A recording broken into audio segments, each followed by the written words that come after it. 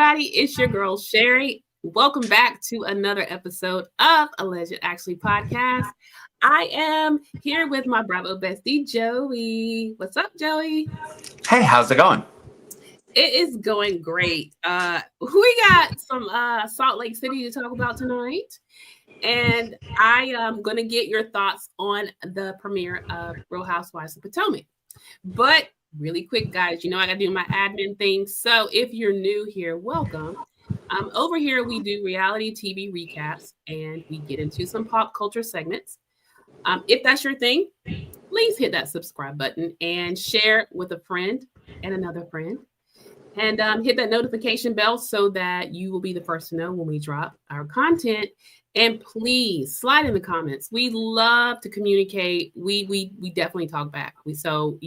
Chat with us, okay? So Joey, first before we get into Salt Lake City, I wanted to know your thoughts on Potomac.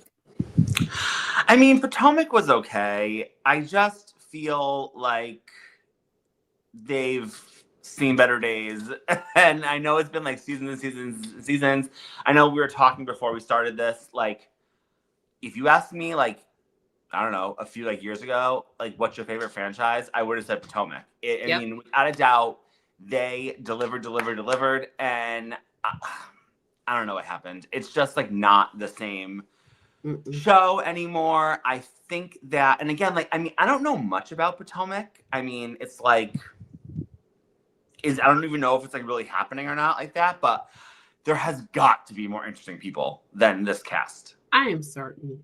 I mean, that's like, the there's just no way, even like, and again, I always get hate for this, but I like love like Giselle Bryant, and I know why people hate her. I get it.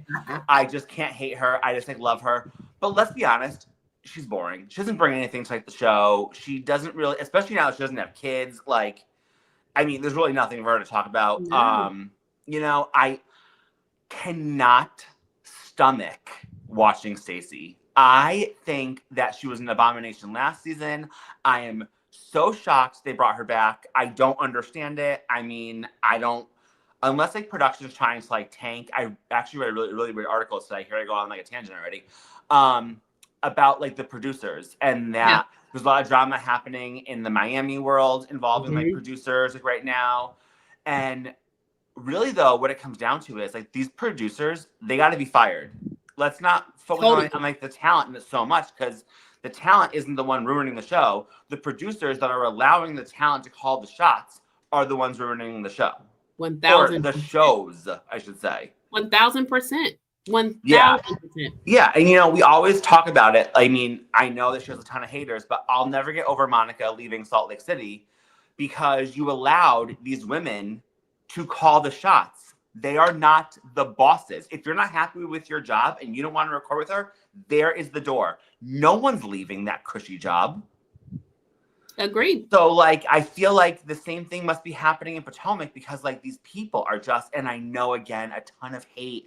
Ugh, but I miss Candace. I think that Candace brought is good for the show. Such humor to the show. Her reads were, like, legendary. I mean, we haven't seen her read like that since, like, the mother of all reads, Nene Leakes. I mean, like, she is just, like, I miss her. I feel like she brought such entertainment that we're just like not getting from these people. I mean, I just don't. I mean, I am excited for the return of Monique Samuels. I hope that might turn some things around. Yeah. I really, really liked her. Do I believe she ever put hands on someone? No. Yeah. To say that Candace wasn't asking for it is yet another like lie. She was definitely asking for it, and she finally mouthed off to like the wrong one. But, I mean, I don't know. I mean, I'm going to keep watching because, like, we're too invested now to stop, like I always say. But, I mean, it didn't really bring anything. The newbies, I thought, fell a little flat for me, like, episode 1. I don't know. I mean, Ashley, now she got some money, so now she's even more obnoxious than she was. I know. Like, who is she to be the one to checking somebody about accountability and about... Girl. You are the messiest person there. I will never forget that one where Candace was like, you came with that ratchet milkmaid, blah, blah, whatever. She like, got her breast milk, caused a whole bunch of drama, and then like left. Like, that is pure Ashley. No accountability ever, but here we are. So, yeah, I agree. I dropped a live, you guys. If you haven't checked it out, check it out. Telling my thoughts on it. I really concur with Joey. I am disgusted by Stacey. I don't enjoy being played with. I don't like contrived storylines. I think it's stupid. And if I wanted to watch scripted TV, that's what I would do. I don't get it. She did her little spill of being a little prim proper. Oh, I don't know. What does that mean? Girl, bye. So yeah. Bye. Over. Bye-bye. But we'll keep watching, y'all, and give our thoughts. I probably will not be doing a full recap, but I will always be asking Joey his thoughts on the episode. And if it's something formidable that should be talked about, we'll definitely do that.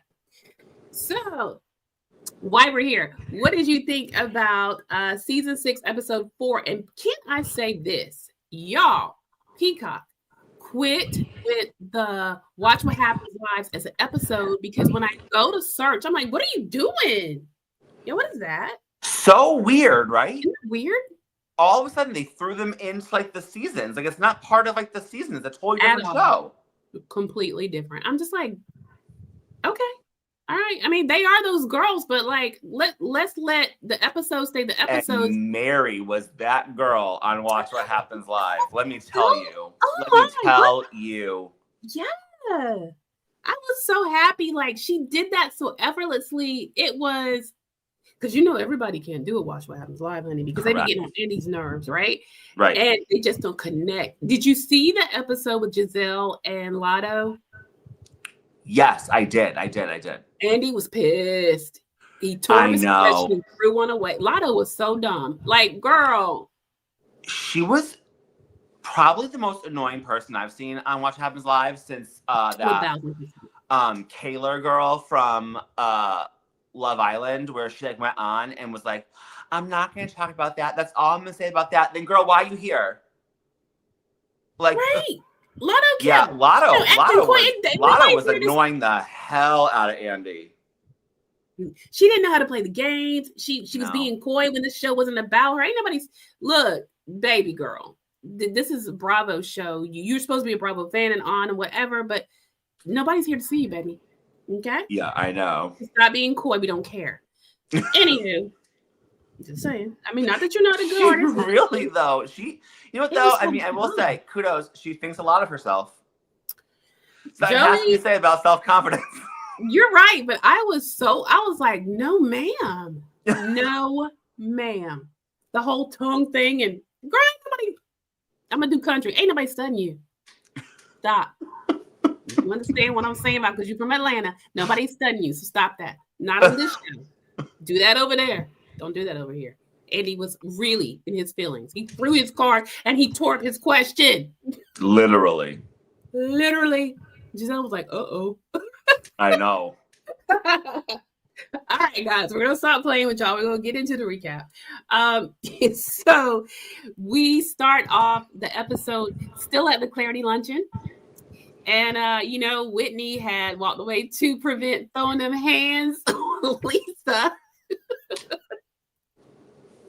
Listen, she had to have a cool off moment. And she was just like, look, she's basically acting like a toddler. I'm just going to let her like tucker herself out. I'm going to step over here. And then she said that in confessional. But when she walks away, Lisa quickly turns her attention on Angie K. And baby, when will she learn, Joey? Just when will she ever learn?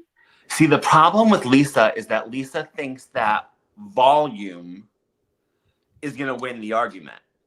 But what she doesn't realize is she doesn't have it with a lot of these women. Because you're not going to get one over on our favorite psychopathic lawyer, Meredith, who I love, as everyone knows so much. You're never going to win with a battle of words with her. You're never going to win a battle of words with Bronwyn, because sometimes she's like saying stuff and I'm like, damn, she got that off like the rip, like off like the cuff. Like, she's good with those words, man. She's a magician. Amazing. And then like, you're never going to win a battle of words with Angie. Never. I mean, it's just, but again, and mind you, Angie can get a little loud every now and then. Meredith, we know, can get loud. That's my favorite thing about her. They're not screaming. Like, Angie wasn't screaming. Bronwyn wasn't screaming. And she thinks that volume is going to make her win the argument. And it's just not. Nope. And you would think all these seasons later she would get that, but she hasn't learned it yet. She doesn't, yeah, she totally doesn't get it. And it just makes her look unhinged and stupid. It's like, girl, you lost. But for whatever the reason, she thought it was a good idea to come for Angie. And basically she starts saying like, basically like mocking the fact how many salons she owns. Like you own like 1.5 salons. The rest are franchised. And Angie's like, well, let me help you count my cash. I actually own 3 salons, and the rest are franchises. So there's 7 franchises and 3 that she actually owns, which 10. And I mean, what's franchise? Isn't that the goal? Like what? That's like literally why big corporations franchise. That definitely is the goal. So like, girl, you sound dumb because obviously you're not a good businesswoman if you don't think that.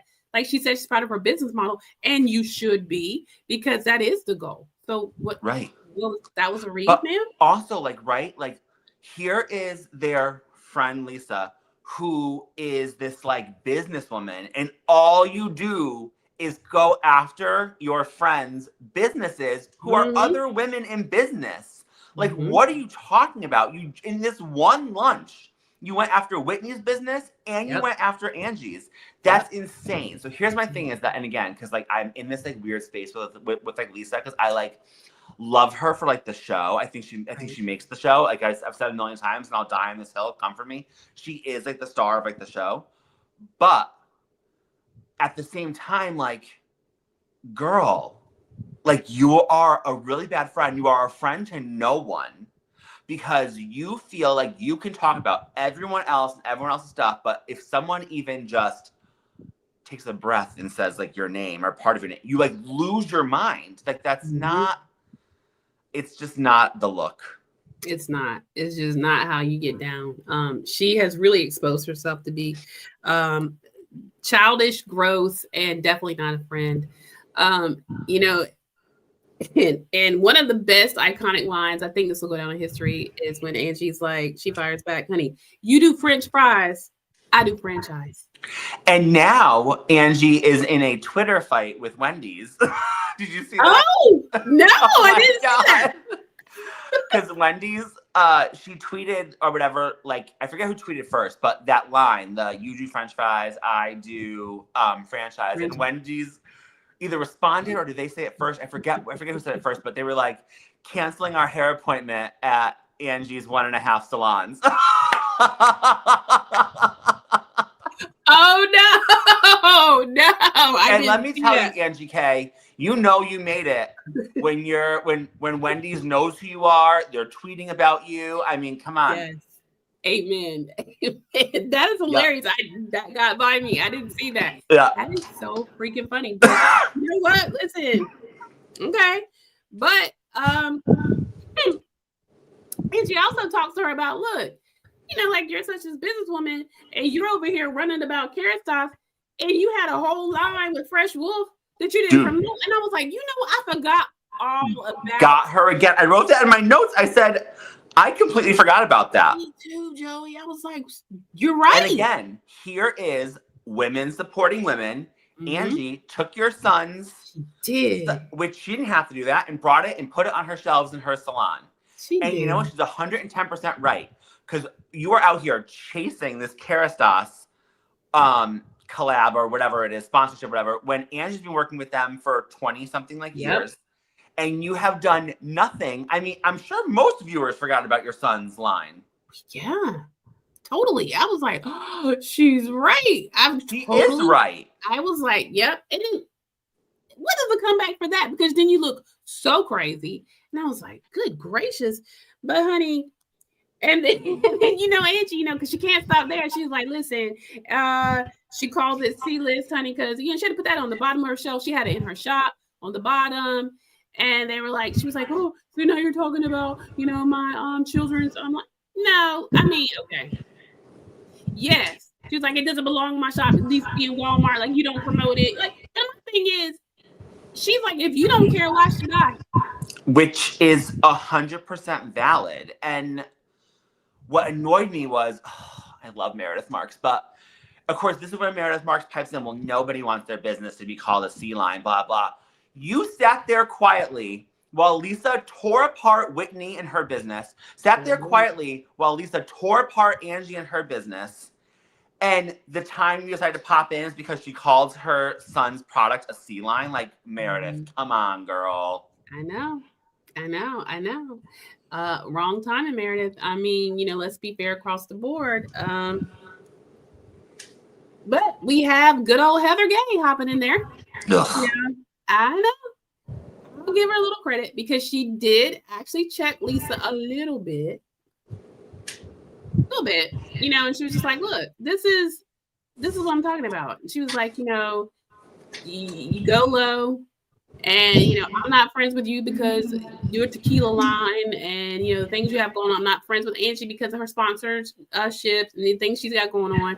We used to have a good time, and like now it's just like, what is this? And like, and then she told Lisa, like, I'm not afraid to tell you, you do that, you're wrong. And then you kind of see Lisa, by this time Whitney has joined the group, kind of pipe back down a bit. And then, like, okay, yep, I do love you because you aren't afraid to tell me the truth.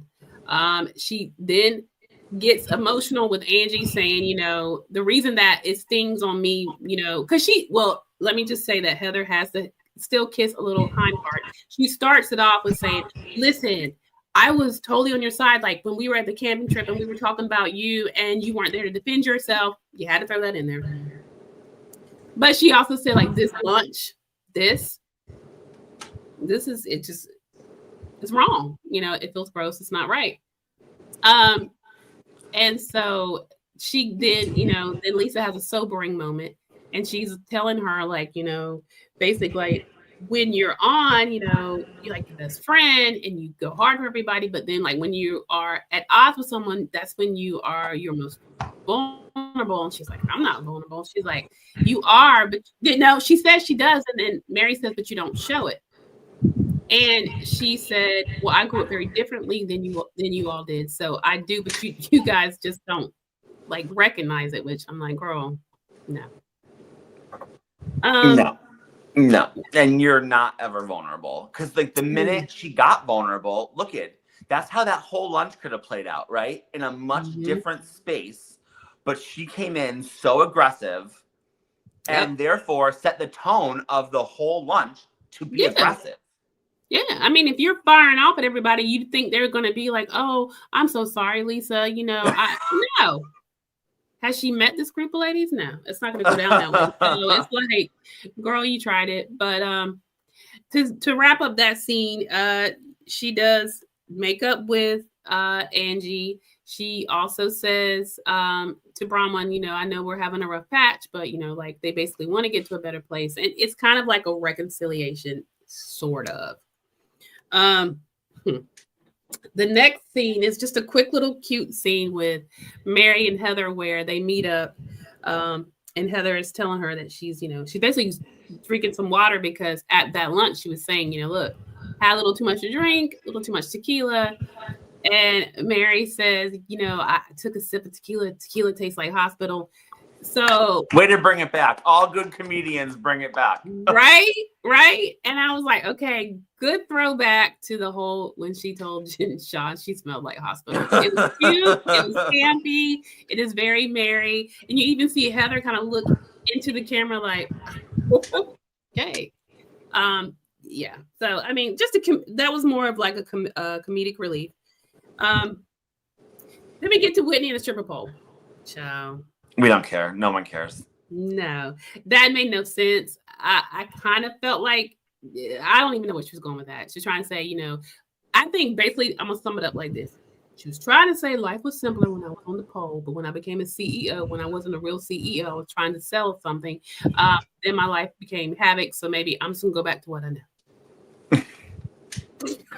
Whatever makes you happy, Whitney. Whatever makes you happy, girl. I'm here for it. And Justin was definitely here for it, honey. And you made sure you slid down just so. I mean, listen, I'm not mad. Whitney has moves. The body be bodying. She can work a pole. She can dance. All of that. I'm not mad. Nope. Let me tell you, if I looked like that, I would be doing the same thing. Me too. And when I did, I did. All right, next scene, we are Lisa and Bronwyn.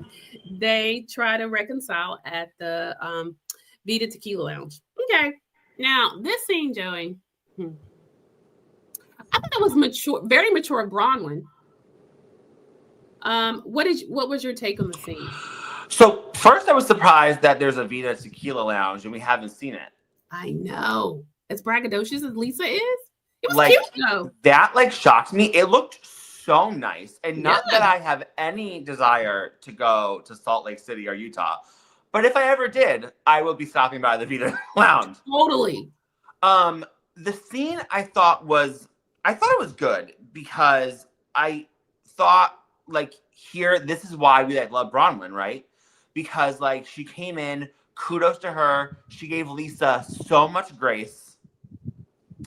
And really, in this scene, let's be honest, Bronwyn set the tone because Lisa apparently has trouble setting a tone.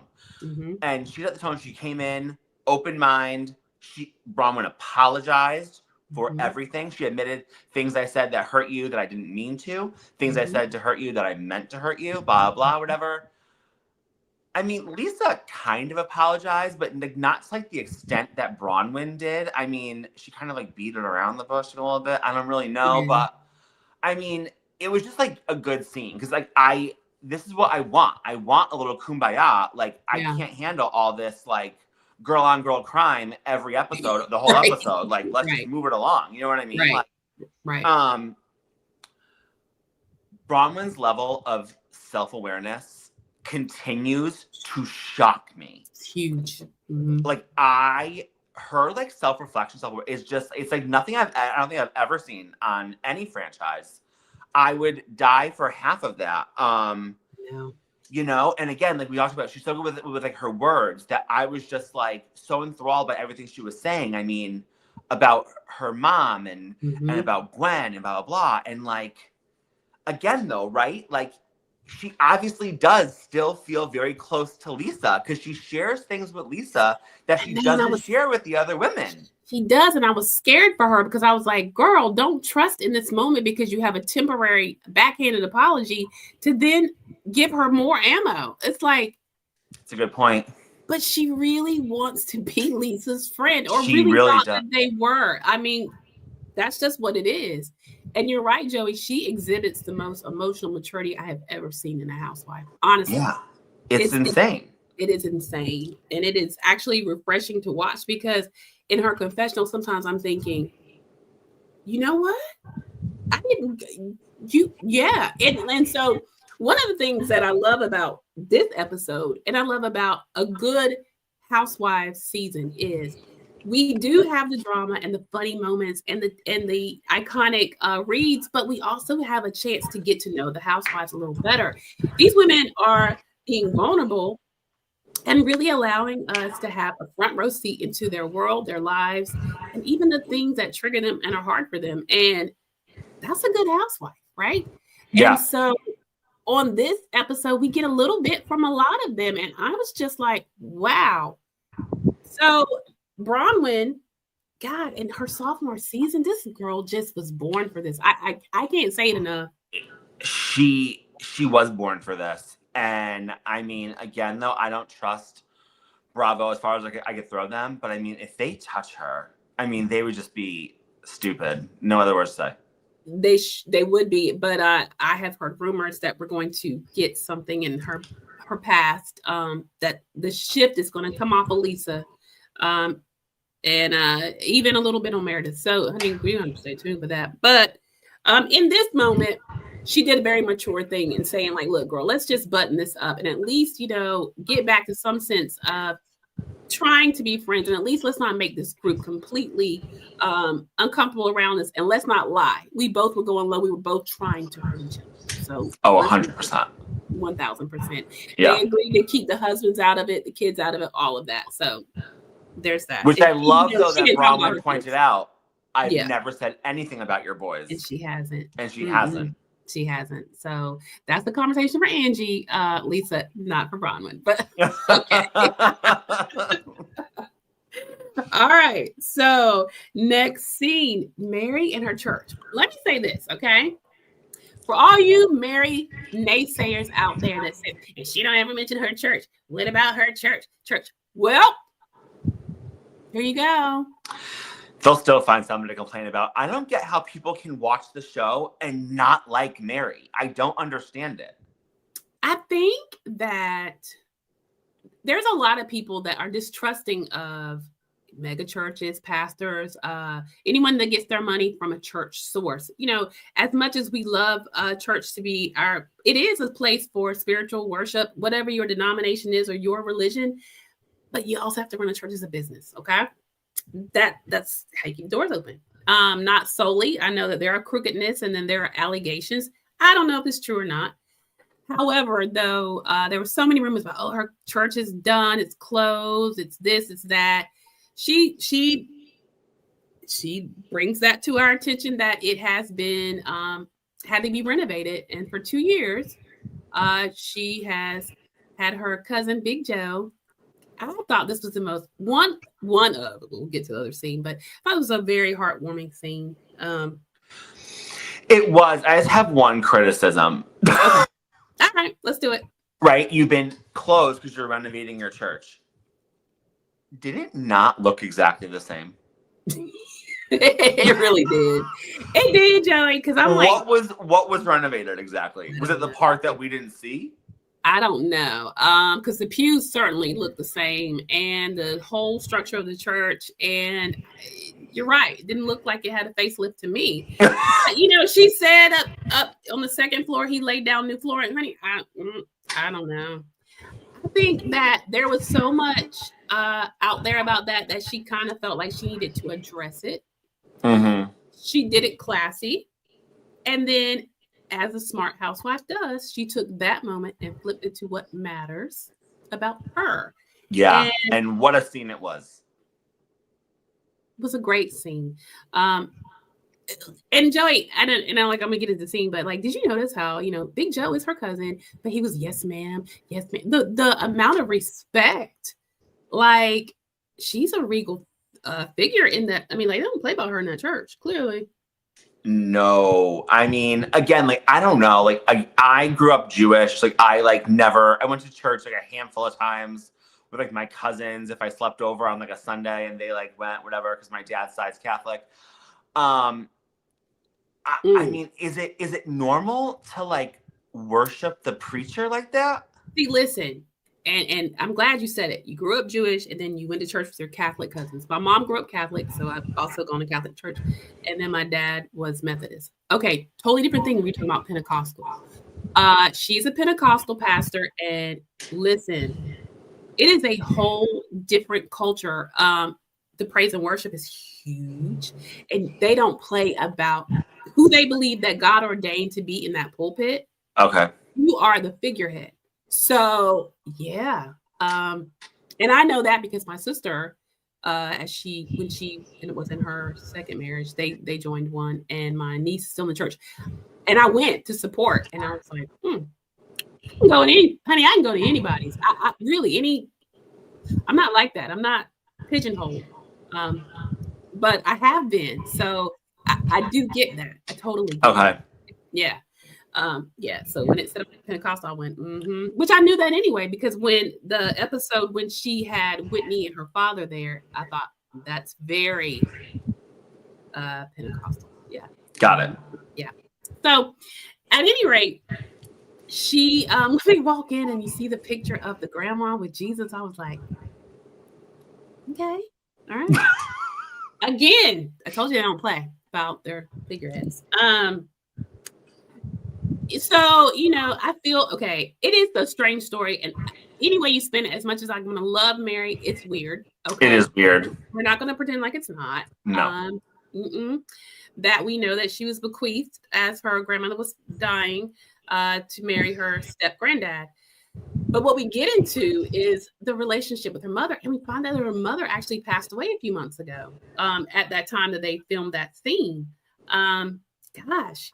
And to me, you know, she's talked about how her mother wasn't a good mom in like last season. And the mother when the grandmother passed away, even though her wishes were very well communicated, still wanted to come in and felt like she should take the church. And there was even where the step granddad was asked, the cops were called, and he was asked who to remove, and she got removed by the police. I mean, it was a lot of drama. Mm-hmm. And didn't realize that her mom was like going to like all the tabloids, the magazines, the social media, and putting all these that her mom did a smear campaign against her like that. Crazy. So crazy. And the sad part was that she said, you could tell she is grieving her mom's death, but yet in the same breath, she feels like this is a chapter closed. Like her mom basically told her she didn't want to talk to her anymore. She didn't want any communication, and she honored her wishes. So they were estranged up until her mother's passing. And I think there's a part of her, of course, that's going to grieve, because there's that thing where you always there's going to be love for your mom, but right. I guess maybe she feels like maybe the chaos now is done and I can really move forward and do it. It was so sad. I don't know. What was your take on it? I was just like sad for her because even though like her mother was awful to her and they, her mother wanted nothing to do with her and they weren't talking, it has to still be sad to like lose your mother regardless. So like I thought that scene was like really, really just like sad, honestly. And I thought, here's this woman though, again, like this is what housewives should be doing, like opening up her life. I mean, you're showing us your deepest, darkest secrets at home with like your son. You're telling us about this drama with like your mother. Like I just like, she is what a housewife should be. She is. And I thought that scene was so raw and so vulnerable, like many of her scenes have been. And like, it's so good. And then on the flip side though, you still get that quick wit and that dry humor. And like, I just love her. I know. And what's so weird is I think back to like, maybe we just didn't understand her in like the early seasons where I was like, she's so weird. Like, who is this? Weird. This is who they picked to be on the Real Housewives. Like, what's going on? And now I'm like, oh, I get it. I totally get it. It makes perfect sense. Yeah. She brilliantly has just continued to give us more layers of her. And it's just wonderful to watch. The support that she has is massive.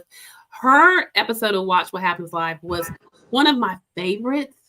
It was so, she was so good. She was good. And then, God, I can't remember who she was sitting with, but he was so supportive. I forget his name, but I like love him. He's in this show that I was like obsessed with, which of course now I'm never going to be able to think of the name of it now that I'm on like the spot. Happy Endings. Okay. He was one of my favorite characters. I forget what his name is. He's so funny. And I thought that they were great together because they made absolutely no sense being together. Yep. And everything about them is like different. And for some reason, the differences, it just worked. I thought they were so funny together. They bounced off each other. They did really well in that agree-disagree game. They almost got every answer correct. Good, right? Same. I mean, it was like really good. Yeah. It was great. It was great. And lately, some of those episodes have been struggling. So it was really good to see. And I saw her and I thought, oh God, can she carry it? That she could. She did great. And she looked amazing. Beautiful. Absolutely stunning. So I was here for it.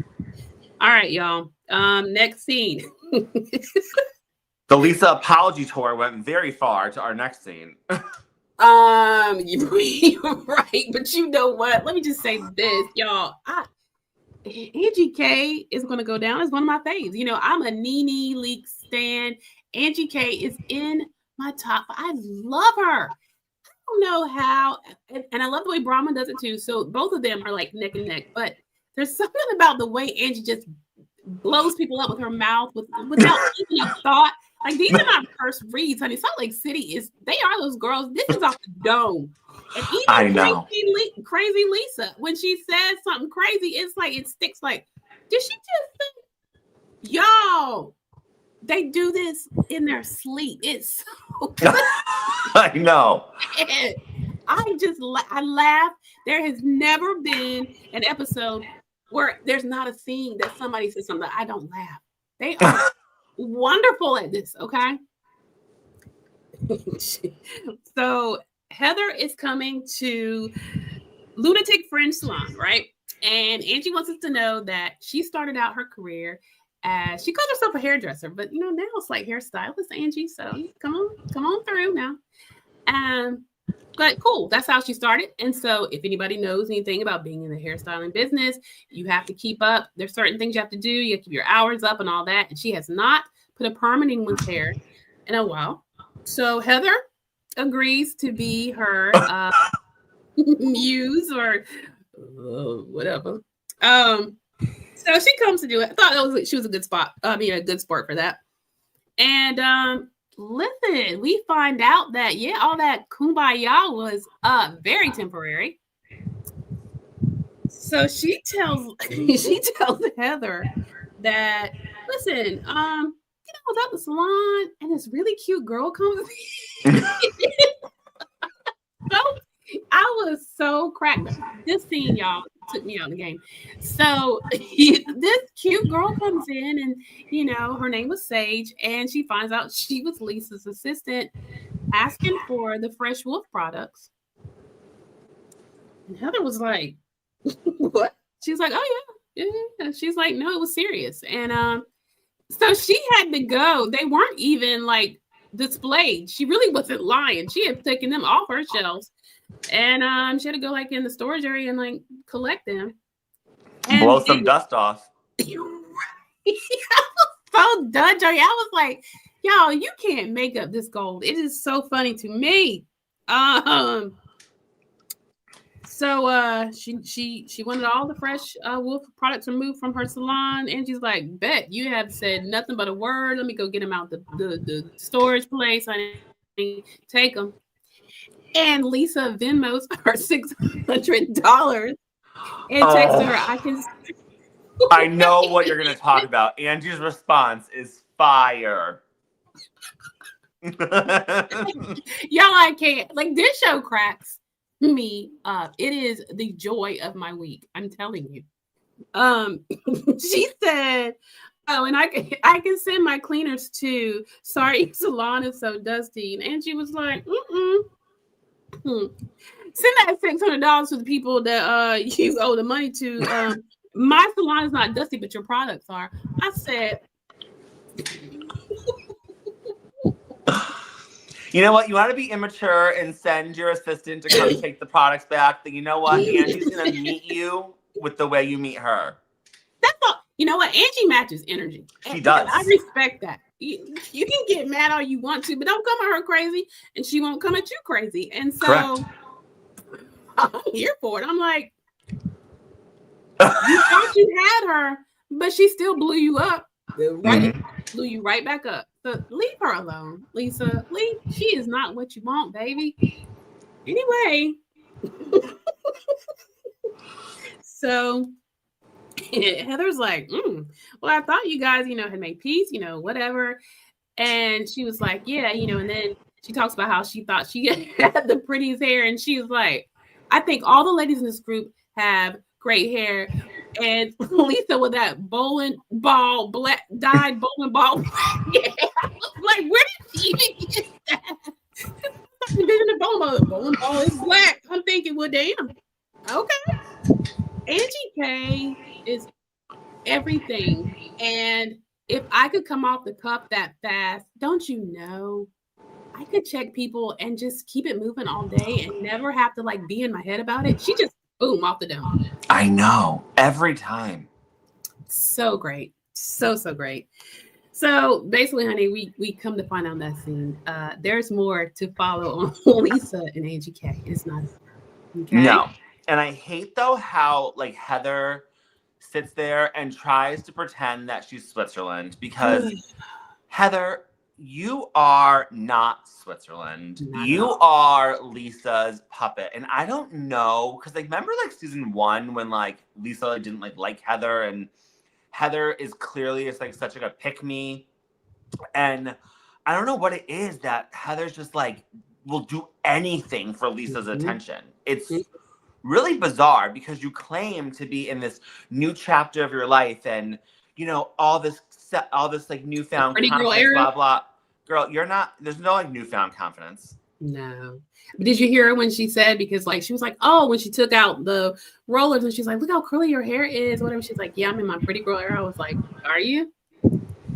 Your skin looks like melting candle wax. Like, I don't understand what this is huge and then this is in, and then like what it looks. Have you looked for like the lines around the mouth that my yes, and they are so about? there. Yes, Joey. I was like, oh, he's right. Girl, you need to go back to beauty. Okay, I'm not gonna be mean, but like just tone up a bit, because now you particularly, and there's been so many people, and I don't like to say it, but some people say, you know, I liked her better with her other body, whatever. No, I'm all about body positivity. She looks good. The body is bodying. Yeah. But the attitude did change with it. Oh, 100%. She became a awful human. She did. Because I'm trying to think, like season 1, I was like neither here nor there for her, and then like season 2, I was like, dude, like this girl's like a real one. I like love her. I was like championing her, and then she's gotten nothing but progressively worse and worse and worse. To now, I think she's in like my top 5 least favorite housewives of all time. She could really go. I just don't understand why. I don't know. I mean, she's so happy to be from under Jen Shaw, but yeah, now she's just right under Lisa Barlow. I mean, like, true, but Lisa is no Jen, and so she has a little bit more wiggle room because Jen Shaw was okay. She couldn't play with Jen the way she plays with. I mean, she don't even play with Lisa, but Lisa is harmless compared to a Jen. And right. So, hence that old black eye that we knew was I couldn't see Lisa ever doing anything like that. Yeah, she'll be screaming and yelling and flailing, but she's not. Jen was something on a whole nother scale, but yeah, there's that. But yeah, y'all, I mean, basically that scene was to let us know Lisa still came for Angie, so Angie's like, oh, we're not done? Because I tried. All right, if that's what you want, I'm gonna still give it to you. And she in fact does. And yes, Heather still tried to be Switzerland and be like, oh, well, no, that's where you went wrong. You said, girl, she said what she needed to say. Yeah, and like, you're not Switzerland. Get over it. Not at all. No, you're all Team Lisa. Yeah. Our next scene is Whitney and Brittany's heart-to-heart at that nursery. Joey, I was steaming mad. I think Whitney gave her I was so proud of Whitney. But who is this person? Listen, maybe her healing journey is working, because like she was like spitting out wisdom, and I remember I like looked over at like my boyfriend on the couch, and I was like, that was so good. So good. Like, she was dropping bars, y'all. She was like giving her mommy advice, and it was on point. And that was from the perspective of how she felt with her mother. And I feel like the way she mothers her daughter, like, you know what I mean? Because people keep coming for her red hair, and I said I didn't like it at first either, but I told you guys last week, I did some digging, and she's doing that to be in solidarity with her daughter, who is a natural redhead and got bullied about the way she looks. So I just have a lot of respect for Whitney. You know, when people try to like swat her away or think she's just a dizzy little, you know, pretty girl, there's more to her than that. This scene proves that. I thought, wow, she is really dropping science on Brittany. Brittany is. So anyway, let me just tell you what happened. They're at the nursery to kind of reconnect, because Brittany now feels like regretful of talking about Whitney's business. When she heard Lisa do it, she thought about at the camping trip that she in fact did the same thing. So she wants to get into a better place with Whitney. And I was like, okay, you know, that's fair. Like, you know, I don't care for Brittany, but if you're going to give it a shot, you know, I'm here for it. Let's see what it does, right? And so they go to this plant nursery, and she lets Whitney know that her daughter, Olivia, there's still tension with her because, you know, she just for once would like to see her mother not pick a man over her. And Whitney's like, okay, so are you not listening? Is that like, you know, why can't we do that? What's what's up? And she's like, could you not, for at least a temporary time, like, show her that I can put this off to the side to show you that you are important to me and it's not all about a man. And she's like, that's a big ask, because, if that's what she's looking for, which that's exactly what the girl was saying. But she's like, if that's what she's looking for, because me and Jared are in a good place. And I thought, oh, Brittany. Mm-mm. Yeah. And like, at the same time, like, we've already heard you, with like your sob story about like your daughter and like your like tumultuous relationship, blah, blah. Now you guys are on like talking terms, which is a plus. Right. And she's expressing herself and you just don't care. Jared Osman, like, what is going, like, I just like, if I have to hear like one more scene about Brittany and Jared, like I'm gonna start fast forwarding for like her scenes. I can't. I agree 1000%. She looks so stupid. And the fact, now as a mom, there's not a man walking, and I love mine, but my children, really? Yeah. I just, and like we're talking about, I'm married now, that's different. But like when I was out there dating, listen, no, ma'am. Right. And now, like, I feel like, right, the first thing I thought about was, like, compare that to the scene with, like, Jen from OC and her daughter. Yeah. And she was like, if you didn't want me to get married to Ryan, like, I would be upset. But, like, it is what, you know what I mean? Like, and I'm sorry, like, Jared be up in everyone's DMs. I mean, like, I don't understand. Like, right. So yeah. What are you holding on? And even with that, so like from your daughter's perspective, her daughter's grown, but look, let me tell you something. Like Whitney said, I had a rough relationship with both my parents, and her and her mother were estranged for a time. But she said, I never stopped loving my mother, and I never stopped needing my mother. And so she's like, if you would show Olivia, like, hey, you are important to me. I see you, and I can put him on pause for you. But it was like she was a deer in headlights. Like, I got to do that, and I'm thinking, yeah, wow. Listen.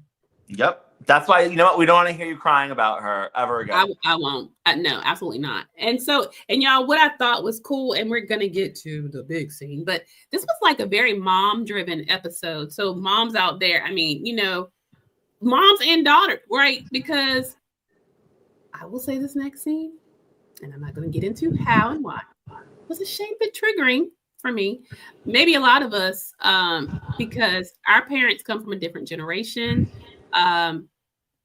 Their expectations were different, particularly depending on what type of household you grew up in. And so we wrap up that scene to get with Bronwyn and her mother, Marge, aka Muzzy. Joey? Her mom's disgusting. I'm sorry. She's a disgusting.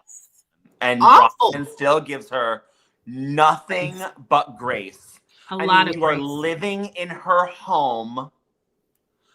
Like, and if it was me, I mean, and my mother is like my best friend. I like love her with all my heart and soul. She is my ride or die. I would literally be like, if you're going to continue to talk to me like this, there is the door. You have to go. I mean, agreed. I adore my mother. Where I said triggering is because I'm a Southern girl, raised in a very religious household. It doesn't matter, y'all, if you're Mormon, Methodist, Baptist, Jewish, Catholic, whatever. I mean, like, those are the three basics that moms expect of their daughters. They don't want you. I mean, to a degree, right? But the premarital sex thing, that's a thing, right? But the nastiness, and sometimes, and I do believe she said about generational, it is a generational thing. Bronwyn's younger than I am, but what I don't care for is the lack of accountability of like, reflection and, I was doing the best I could with what I knew. That's how I was raised. She gave nothing. And that's where I was lost, because she stands 10 toes down on what she did. She did, y'all. And so what she did. So now let's keep in mind, her father is in a memory care facility, and the mother, Muzzy, is staying in, like Joey said, their home. Gwen is there, and with her boyfriend, and they're getting ready to go on an outing, and they say they're going to their bowling league, which kind of, I guess, turns out to be code word for we want some alone time. Okay. I mean, here's the thing. What I find, and when I say triggering, what I find, like, if Bronwyn wants to parent her daughter in the realistic world of, I'm not going to pretend that my child is not doing what I know she's doing, so I'm going to do nothing other than like give a safe space, keep an eye on, I would put the same stance. Listen, is it ideal? Surely not. I would prefer. We all would prefer, right? But I knew how I was growing up, and with my child, no. Well, first of all, no, I wasn't gonna move no boyfriends in. Okay, I'm not gonna say that. But I also wasn't delusional about, and so I understood what she was saying. She's saying, I choose to parent differently, and I respect that. Her mother was so gross, y'all, and basically, she's just giving her this disapproving look, and she's like telling her mom, yeah, well, I know what that means. She's like, well, they don't have enough privacy on the East Wing. Is it your East Wing? So why do you care? I mean, I know you're the grandma and the mom, but it was a lot. Yeah, it was a lot. And like, not for nothing, like, I mean, I know like grandparents, like that's how it is, but like, it's not like your daughter. And you know what? No. You were no help to Bronwyn raising this girl. And not that we see Gwen a lot, but what we know of her and what we've seen of her, she's very like respectful. They have a great like relationship. Like, girl, you were no award winner. The story that Bronwyn told about the store, baby Gap, the baby, like literally like broke my heart, because like I just like can't imagine, like just the flagrant like dislike, rudeness, the shaming, uncaring, the isolation, both of her sisters were pregnant at the same time. So to give you guys some content, they're talking about that because Bronwyn had Gwen when she was around Gwen's age. So Gwen is like 17. Bronwyn had Gwen when she was like 18, 19, I don't know, something like that. She was at Brigham Young, and she was just trying to tell her mom, listen, I get it. You were trying to raise me in a traditional Mormon household. I was never going to be that. I'm not that now. And she was like, well, yeah, I mean, with your dad's position in the temple, all that, we understand it. But look, lives, right? But you showed your daughter no compassion and no love, and your way, because she kept saying, well, you're doing it your way, but she's going to end up just like you. And I thought, wow. And why not just like you? What does that mean? A very respectable, kind, loving, successful, compassionate, right? I mean, it's just like, is that supposed to be like a dig? It was supposed to be a dig, right? Because she's awful. She was awful. She was like, well, mom, or Muzzy, it didn't work out so well on you either. And she's like, well, yeah, I mean, and she's like, I mean, okay, I know that had to be hard for you. Yeah, with my last one. And woo, y'all. She says, having my mom here brings up how much shame I felt then and still feel. And she notes that her mom acts like her pregnancy with Gwen happened to her. And it was like, how could you shame me? How could you do this to your father? And after all these years, and it ended up okay. And then to say, yeah, and I was your daycare. And she was like, excuse me? She was like, I was working. She's like, oh yeah, we had to keep her, to keep her from going into foster care. Joey, I wanted to come through the TV screen. I was like, how dare you? Yeah, especially because I can relate to that. Not to push out my family stuff, but my younger sister had my nephew when she was 14. So, and my situation, watching this back, was the polar opposite. In no scenario is having a kid at 14 oh, this is exactly what we wanted. You know what I mean?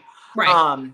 You know, but my parents, I mean, they ended up choosing to be guardians and but whatever. I mean, at 14, you can't raise a kid, but Right.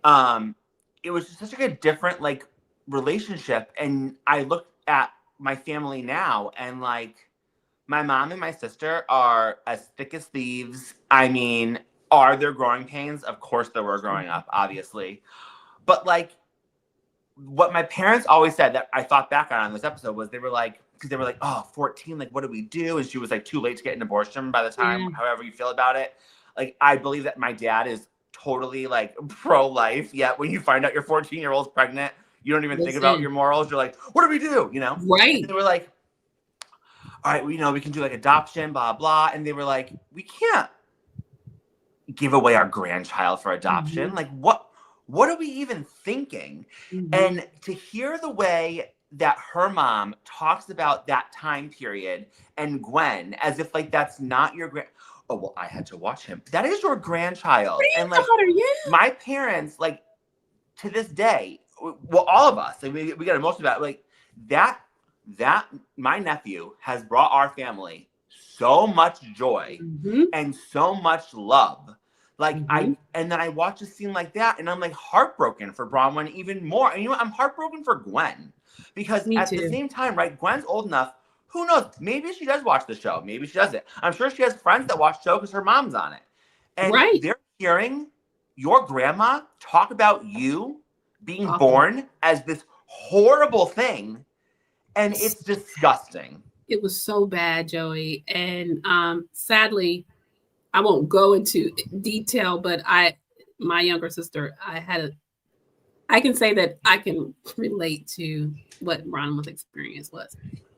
Not because she's nothing like, but because of the circumstances of the time, small Southern town, care what people think, things of that sort. But so that's why I said, you know, I was like, oh. There's been an evolution and growth out therapy and all of those things now. So it's so much better, but we did a lot of that too. Right. You know what I mean? Reality connoisseur, thank you so much for tuning in. We have a comment. All her mom could talk about was how it affected her mom and could have cared less what Bronwyn went through. Exactly. And that to me was the sickening part. Sometimes when parents are in it, you know, you can say, listen, I did the best I could with what I had, but now looking back, I was wrong. You know, and that's what Bronwyn was looking for. Yeah, we're not getting any of that. Nothing. And she even said like, oh, you know, I don't want you to think just because I don't say it all the time, you know, that something like, you know, you're okay, like you're doing well, whatever. But she said, but I don't want you to think you're doing too good. And I went, what? Yeah, and she keeps like referencing as if Bronwyn's this like gold digger. Yeah, could do nothing without Todd. That's sickening. Oh, well, you did what you had to do to be able to afford it. Girl, like, are you kidding? My prayer is that her mother will watch this and do some self-reflection. Probably not. And let's be clear, she had brain surgery. Okay. And maybe there's something that's off in, I don't know. But apparently, from what Bronwyn said, this is who she was, and she had hopes that, you know, being in the home, that she get a glimpse that maybe her mother had a change of heart, some remorse or something for her, and just getting nothing. And it's part of why then you see why she's so people pleasing, or why she wants Lisa to like her, or why she wants people to like her. And she didn't get it from her mom, and her mother still is shaming her after all these years. Her daughter turned out great. So what are you still harping on? Sick. Anyway, it's sick. It's so sick. It's sick. We'll wrap that scene on up, y'all. It hurt my heart. Last scene, y'all, and this is their cliffhanger. So Angie and Meredith decide to meet up, and they meet up for tea. And they met for the tea, all right. The real tea, the real tea. Hey, Nikki C. Nikki C says, all I can think about is how will Gwen feel when she watches this? Bless her little heart, and Bronwyn's too, for enduring this foolishness. Amen. Right. Like, I mean, and again, like, there's no moment of like reflection, and you're still just like ragging on if your granddaughter's birth and her being here was an inconvenience to you. and hit Yes. like your pride. Yes. It was awful. Gross. That's not grandmother behavior. So gross. So gross. Sick. Totally sick. But y'all, now Angie and Meredith are meeting up to have tea. And I feel like Angie's like, you know what? All gloves off now. Let me just go ahead and go ahead and give Meredith what it really was. So, you know, they do their little niceties. Meredith tells her, and we didn't talk about the scene where Meredith is now going to do, like, in her jewelry store. It's going to be a jewelry store in the front. She's going to have a caviar lounge in the back. And she tells, which I think is great. I mean, she really is just riding this caviar train all the way home. She is, but I think it's cool. Like, it can work. It's so, you know. Let me tell you, I don't know about necessarily North Carolina, but up north, man, speakeasies, they are popping up everywhere. Yeah. I mean, further west, I'm in like the eastern part. We're in the beachy part, but you go to Raleigh or Charlotte, it's a big thing. Yeah. Think of the bigger cities? Absolutely. Yeah, they're everywhere. Everywhere. It's a good vibe, though. I like them. So it is. So I mean, it does like make sense, I guess, that you would have a store, and then in through this door, here's this like lounge. I mean, it would make sense. I love that for her. Which Angie, after she told her the idea, Angie's like, totally love that for you. And then, honey, she gets into it. She just wants Meredith to know that, listen, I kind of want to just tell you that when you and I were in a bad place, Lisa would give me names, contact information of people in your family, to dig up information on. And I think that alludes to, because I remember she had an issue with, was it a sister or a niece? It was somebody. But she gave Angie specific names to look up, to get dirt on, so that should she need to, she would have that ready in her pocket. And Meredith is skeptical because let's be clear, her and Angie K have not gotten along for a while, and she believes Angie K to be a liar. She's lied on her, and so she's like, me and Lisa are in a good place. Why would I believe that? Or however, true to Meredith Marks, honey, she will certainly be checking that out. Okay, she said, I will have to have, I'm gonna have to bring this to her, right? Are you good with that? And Angie's like, oh, I totally good, because that's what she said word for word. Nikki C says, oh, I'm in South Carolina. Hey, neighbor. Oh, what's up? Yeah, Carolinas. What's good? Yeah, knew I liked y'all. We like you too. Yes, NCSC. That's what's up. Yep. But yeah. So, Joey. I mean, I believe Angie K. I don't think that we've known Angie K to be a liar. She's never been caught out in any big scandals thus far. I mean, and my thing is, like, I believe it. I just believe it. And as much as I like Lisa for like the show or whatever, I mean, let's be honest, like this is who she is. She plays the part, right? Yeah. Of course she would do something like that. It's very on brand. Absolutely. Yeah. So that's where it left all y'all off. And y'all, next episode, I'm sure we're gonna get the square off between Meredith and Lisa that I'm totally here for. I'm just waiting for an unhinged Meredith Marks. Oh, it's coming, Joey. It's so coming. And Reality Connoisseur says, I believe Angie, honey. We do too. 100%. No question about it. 1000%. Cannot wait until the next episode. So, y'all, listen, thanks for watching. Let us know what you thought about the episode. I mean, there was a lot to unpack here. Bronwyn and her mom, Mary's emotional moment and revelation on her mom, Whitney's wisdom dropping on crazy Brittany, who still seems to not quite get it. So you're going to ruin your relationship with your daughter over a Jared Osmond? And then, honey, the Lisa and Angie beef. I mean, I'm here for every last bit. You know what I mean? So, all right. Yeah. Last words, Joey? I got nothing. I'm just excited. I love Salt Lake. It always delivers. Yeah. I mean, tonight we do have the Miami reunion part 2. We're finally going to get to see that bull crap, as far as I'm concerned, bombshell, be exploited some more. Yeah. But I don't know. But I have to watch Special Forces, even though my girl's gone. I know. Like, oh my God, they got rid of her. But yeah, I know. I do think, let's be honest, it was a little bit of like an excuse to like leave. But the minute I knew it was going to be a physical fight and that she was going to sit there and watch like someone like hit and like beat up like Gia, I was like, oh, she's not going to do this. No way. Absolutely not. And she can't. So no, I think it's good for Gia. I really do. Because I think that now that Teresa's gone and Gia doesn't have to worry about her so much, I think that Gia's going to thrive on this show. She's gonna kill it. Gia's very mature and she's strong. And but she does kind of worry about her mom, and she moms her mom. And so she's gonna get a chance to do her thing. So I'm excited about that too. So listen, Saturday. We're going to try to bring you guys the recap on Real Housewives of Miami reunion part 2. So you please come back and join us for that.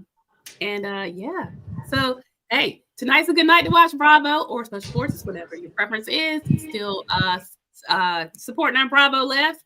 And also, y'all slide on comments and let me know, are you going to BravoCon? Because that's coming up next month and your girl will be there. I'd love to meet and greet and say thank you for those of you all that tune in. So just slide in the comments, honey, and let me know. So there's that. All right, guys. Well, y'all have a wonderful night, and we will see you on Saturday. Bye. Bye.